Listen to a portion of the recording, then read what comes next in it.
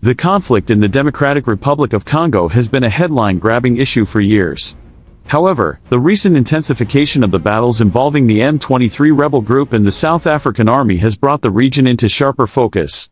With the Congolese crisis spiraling further out of control, the political implications for both the South African government and Congo's ruling authorities are far-reaching. What does this mean for their relationship, the regional stability of Africa, and the economic health of South Africa? This isn't just a matter of military strategy or regional instability, it has become a political tinderbox, with both countries now caught between international pressures, humanitarian concerns, and internal political dynamics. So, let's break down the political, economic, and social repercussions of this ongoing conflict. Let's first zoom in on South Africa's involvement. The South African National Defense Force has been on the ground in the DRC, primarily as part of United Nations peacekeeping operations. Their mission is supposed to help stabilize the region, provide security, and ensure that humanitarian efforts can proceed unimpeded. But the reality on the ground has proven far more complex than anticipated. The M23, a rebel group with historical roots dating back to the 1990s, has been gaining strength in recent months, and the conflict has shifted from sporadic clashes to full-scale military confrontations. South African forces have found themselves in increasingly intense engagements, especially with the M23 rebels who have repeatedly demonstrated superior knowledge of the terrain and guerrilla tactics. The rebels have launched surprise attacks, including the infamous strike on Romanjabo, a key military base. This attack left South African troops scrambling for position and suffering significant casualties. However, South Africa is not only battling a military foe, it's also navigating a political minefield. While the African Union and the United Nations have pressured the South African government to maintain its peacekeeping role, some domestic factions in South Africa are raising concerns about the costs involved. Economically, South Africa's already strained resources are now further stretched by a prolonged commitment to the region. Politically, the government's stance on the situation has drawn both support and criticism.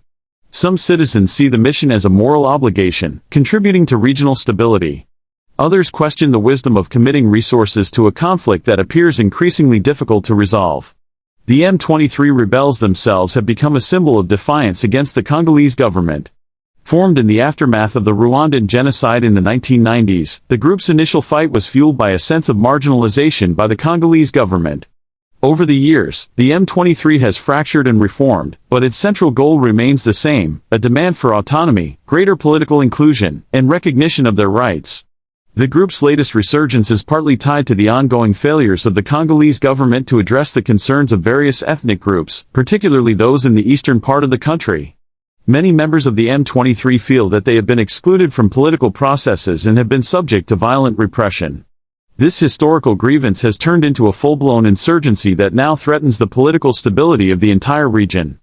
The M23's continued success against the South African forces has emboldened them and raised critical questions about the Congolese government's ability to defend its sovereignty. The violence perpetrated by the rebels has led to an increasing refugee crisis, with thousands fleeing the conflict zone in search of safety. Tragically, many of these displaced people end up in overcrowded camps with limited resources, further deepening the humanitarian crisis. On the political front, the relationship between South Africa and the Congo has always been one of strategic cooperation, but it's been far from smooth sailing. Despite being regional neighbors and both being African Union members, there are significant differences in the two nations' political approaches.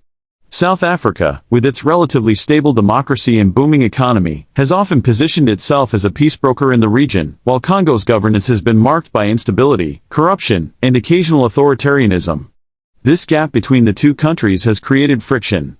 While South Africa continues to push for diplomatic solutions to the conflict, the DRC's government has often been less enthusiastic about outside intervention. South Africa's involvement is seen by some as a double-edged sword. While it provides military support, it also raises questions about sovereignty and the extent of foreign influence in Congolese affairs. From the DRC's perspective, there's always been a fine line between accepting international help and resisting what could be perceived as foreign interference. On the flip side, South Africa faces domestic political pressure. Critics argue that the country should focus on its own national issues instead of becoming embroiled in a foreign war. The South African government, led by the African National Congress, has had to navigate criticism from opposition parties, who argue that the country is spending precious resources on a seemingly endless conflict, without much to show for it.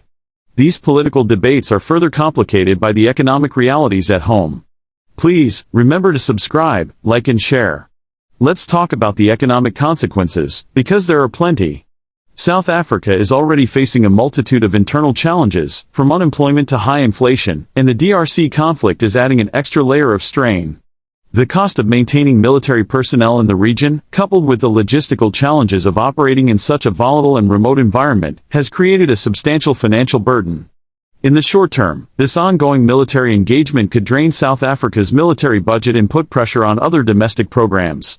Moreover, businesses that operate in the region, including those involved in mining and trade, are feeling the effects of the instability.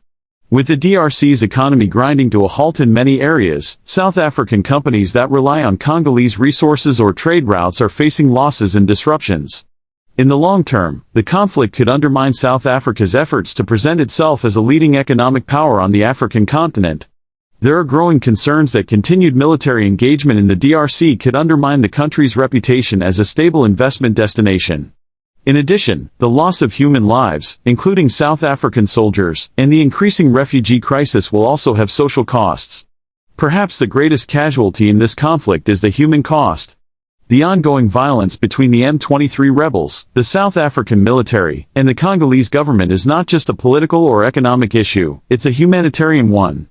Communities in eastern Congo have borne the brunt of the fighting, with thousands displaced, injured, or killed. And while the South African forces have worked to keep peace in certain areas, they have also faced accusations of failing to protect the local populations adequately.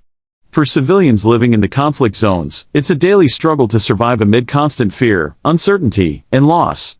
Various international organizations and human rights groups have warned about the catastrophic consequences of the conflict. A combination of guerrilla warfare, ethnic tensions, and competing national interests has led to one of the most complex humanitarian crises in Africa today. As the situation continues to unfold, the road ahead for both South Africa and Congo is fraught with uncertainty. Will the M23 rebels be able to sustain their momentum? Or will South African and UN-backed forces be able to turn the tide? For the South African government, there's the delicate balancing act of maintaining international credibility while also safeguarding its own interests at home. Meanwhile, in Congo, the government faces immense pressure to resolve the conflict and bring peace to the people in the east. Whether the two nations can bridge their political differences and find common ground will determine the future course of the conflict. What's clear is that both South Africa and the DRC face significant short-term consequences, economic strain, domestic political fallout, and humanitarian suffering. But the long-term consequences, if this conflict continues to deepen, could reverberate throughout Africa for years to come. At Trending News Plus, we'll continue to keep an eye on this evolving situation and its implications for the African continent and the wider world. Stay tuned for further updates as we follow the developments from the front lines.